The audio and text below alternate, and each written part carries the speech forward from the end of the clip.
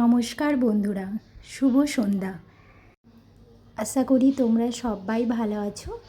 আমরাও মোটামুটি আছি। আবার একটা নতুন ভিডিওতে তোমাদের সবাইকে স্বাগত। আজকে মঙ্গলবার, তো এখন ঘড়িতে বাজে 4:30। দুপুরে একটু রেস্ট নিয়ে তারপরে আমি ছাদে এলাম। আর তোমরা দেখবে সকালবেলা আর সন্ধ্যাবেলা এই সময়টা কিন্তু ছাদে আসতে ভীষণ ভালো লাগে। আসলে আমাদের তো নিচেতে, বাড়ির নিচে কোনো গাছ নেই, তো ছাদেই আছে, তাই ছাদেই বেশ ভালো লাগে। আর এখনকার দিনে এই সময়টা বেশ ছাদে ভালো হাওয়াও দেয়। আর দুপুরে আমি কোনো দিনই ঘুমাই না, জানো তো, কারণ দুপুরে আমি সোনুর সাথে নয় গল্প করি, আর এখন তো এডিট করি। সোনু আমাকে কিছুটা শিখিয়ে দিয়েছে, ও তো আমাকে ভীষণভাবে হেল্প করে। আগে তো ও পুরো এডিটটাই ও করে দিত, তো এখন আমাকে অনেকটা শিখিয়ে দিয়েছে বলে আমি অনেকটাই পারি। তাছাড়াও ও অনেক কাজেই আমাকে হেল্প করে, তো তোমাদেরকে পরে দেখাচ্ছি এই ভিডিওটাতে কীভাবে সোনু আমাকে হেল্প করে। চলো, আমার ছাদের গাছগুলোও জল দেওয়া হয়ে গেল। এখনকার দিনে তো একটু বেশি করেই জল লাগছে, আর এই দুদিন তো ভীষণ রোদের জোর হচ্ছে, তো জল প্রায় গাছের গোড়ায় জলগুলো একদম শুকিয়ে যাচ্ছে।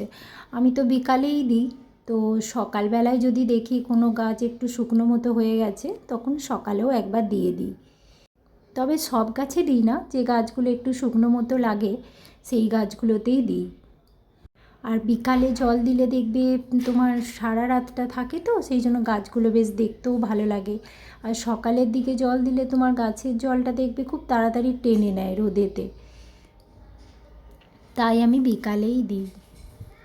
আর এই যে তারপর নিচে এসে বাসনগুলো তুলে নিলাম। ভাত খাওয়ার বাসনগুলো ঝুড়িতে ছিল, তো সেগুলো ধুয়ে রেখেছিলাম, তো এবার তুলে নিলাম। সোনু আমাকে যেন কিছু কিছু ভিডিও করাতেও হেল্প করে। আসলে ফোনটা হাতে ধরে তো সব সময় ভিডিও করা যায় না, তখন সোনুকেই বলি, আর সোনু করে। তবে ছোট ছেলে তো, খেয়াল খুশি মন, যখন ইচ্ছে হয় ধরে, আবার যখন ইচ্ছে হয় রেগে যায়, বুঝতে পারি না। এই যে এখন যেমন সোনুকেই দিলাম ফোনটা ধরতে, বললো মা তুমি ভিডিওটা করে নাও, তারপর আমি সাইকেল চালাতে যাব। আসলে আমাদের বাড়ির পাশেই জায়গা, খুব বেশি জায়গা নেই, রাস্তায় বলতে গেলে, তো ওখানে বিকালে যায় সাইকেল চালাতে। তো খুব একটা বেশি বেরোয় না, বাড়িতেই থাকে বেশিরভাগ সময়টা। তো চলো, ঘরটা ঝাড়ু দিয়ে তারপরে এই যে আটা মাখতে বসে গেলাম। আর আটাটা মাখার পর অল্প রাতের জন্য তরকারি করব, তো রাতে ভাবলাম আজকে একটু ঘুগনি করব। কলাইগুলো আমি ভিজিয়েই দিয়েছিলাম। আসলে যেন সোনু বা সোনুর বাবা কেউই দিনের তরকারি আর রাতে খায় না, তাই আমাকে রাতের জন্য আলাদা করে কিছু করতে হয়। প্রতিদিনই আমাদের রাতের তরকারি যা হোক কিছু না একটা হয়, তবে দেখবে মানে সারা দিনটা ঠিক পেরিয়ে যায়, কিন্তু রাতে কি করব সেটাই বুঝে উঠতে পারি না মাঝে মাঝে, কারণ ওরা অনেক কিছুই খেতে চায় না। আর এই দেখো ঘুগনিটা সোনু খেতে খুব ভালোবাসে। সোনুর বাবা আবার কলাইটা থেকে খোসাটা বেরিয়ে গেলে ও খেতে চায় না, তাই আমাকে ঠিক সেরকমভাবেই রান্নাটা, মানে ঘুগনিটা সেরকমভাবেই করতে হয়, না হলে ও আবার খাবে না। তো চলো, ঘুগনিটা হয়ে গেল। আর রুটিটা এখন করব না, আটাটা মেখে রাখলাম, কিন্তু রুটিটা রাত্রিরে খাবার অল্প আগে করি। আসলে খুব যখন গরম পড়ে তখন সন্ধ্যার সময় করে নিই, কারণ সন্ধ্যা দেখিয়ে তো আবার সোনুকে পড়াতে বসাই, তাই সন্ধ্যার সময় করে নিই। কিন্তু এখন যেহেতু সোনুর পড়াশোনা নেই, তাই রাত্রেই করব। তবে যেন শীতকালে রাত্রেই রুটি করি। আর এই যে সন্ধ্যাটাও দেখানো হয়ে গেল, আর সন্ধ্যা দেখিয়ে তারপরে নিচে এলাম চা করতে। ওদিকে যেন আমার সোনু বাবা চা খেতে খুব ভালোবাসে, প্রতিদিন সন্ধ্যার সময় ও চা খাবেই, সকালেও খায়, তো সন্ধ্যাবেলাতেও খাবে। এই যে সোনুকে আর শাশুড়ি মাকে দিয়ে দিলাম চা, আর ওদিকে ও সোনুর বাবা উপরে আছে, তো সোনুর বাবাকে উপরে দিয়ে এলাম। আসলে ওর শরীরটা খারাপ, তো প্রতিদিন রুটি খায় সন্ধ্যেবেলায়, তো আজকে বললো খাবে না, তাই শুধু চাই খাবে। এরপর সবাইকে চা দিয়ে আমি নিচে গিয়ে নিজেও চা খেয়ে নিলাম। আর তারপরে সোনু আর আমি এলাম উপরে সোনুর বইয়ের টেবিলটা গোছাতে। আসলে এক্সামের সময় ও একটা করে বই নিয়েছে আর রেখেছে, তো বইয়ের টেবিলটা ভীষণ অপরিষ্কার রয়েছে। তাই ভাবলাম আজকে তো নতুন বই চলে এসেছে, তো ভাবলাম তাহলে পুরনো বইগুলো বের করে দিয়ে নতুন বইগুলো রেখে দিই। তবে যেন সোনুর বাবা এখনও কপিগুলো নিয়ে আসেনি, তো কপিগুলো নিয়ে আসবে। এইভাবে যেন সোনু আমাকে অনেক কাজেই হেল্প করে, আর সোনুর হেল্প পাই বলে আমার একটু উপকারও হয়, অনেকটাই উপকার হয়, একটু নয় অনেকটাই উপকার হয়। আর দেখো স্কুলের কপিগুলোতে অনেকগুলো করে পেজ আছে এখনও, তাই ভাবলাম পুরনো কপিগুলোও আমি রেখে দিলাম। জানো তো, এই পুরনো কপিগুলোও দেখবে ঘরেতে লেখানো যায়, কারণ ওই কপি অতগুলো করে পেজ তো আর নষ্ট করে কোনো লাভ নেই, তাই আমি রেখে দিই, এই কপিগুলো রেখে দেবো।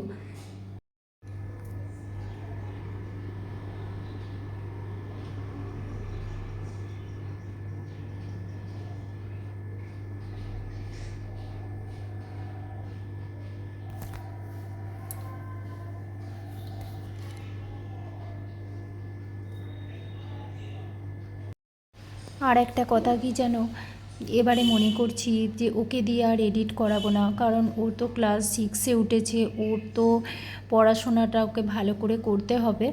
তো এডিট করতে গেলে ওর পড়াশোনার ক্ষতি হবে, তাই আমি চাই না কোনোভাবেই নিজে বড় হয়ে ওর পড়াশোনাটার ক্ষতি করতে আমি কখনোই চাই না। তাই আমি এবার থেকে ভাবছি করব, ওকে আর এইসব কাজে ইনভলভ করব না। তো তোমরা সবাই দেখলে তো যে সোনু আমাকে কতটা হেল্প করলো। তো চলো এবারে নিচে গিয়ে রুটিগুলো করতে হবে। তো ঘড়িতে বাজে এখন 8টা বাজছে, তো একটু পরে করলেও হবে, কিছুক্ষণ পরে যাব, একটু সোনু বাবার সাথে গল্প করি তারপরে যাব। আর এই দেখো সোনু কত সুন্দর গুছিয়ে নিয়েছে বইয়ের টেবিলটা। চলো মা সরস্বতীর কাজটা একটু মুছে দিই, আর কম্পিউটারটাও আমি একটু মুছে দিলাম।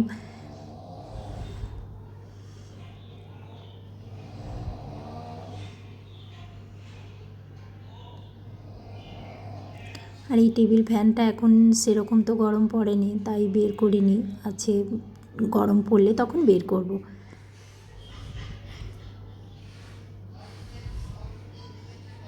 তো চলো এবারে নিচে চলে এলাম, আর রুটিগুলো করে নিলাম। সোনুর বাবা যেন গরম রুটি একদম খেতে চায় না, আর ওদিকে সোনু আবার গরম গরম রুটি খেতে বেশি ভালোবাসে। তো আজ এই পর্যন্তই, তোমরা সবাই ভালো থাকবে, সুস্থ থাকবে, আর দেখা হচ্ছে পরবর্তী ভিডিওতে। Thank you so much for watching and bye, tata.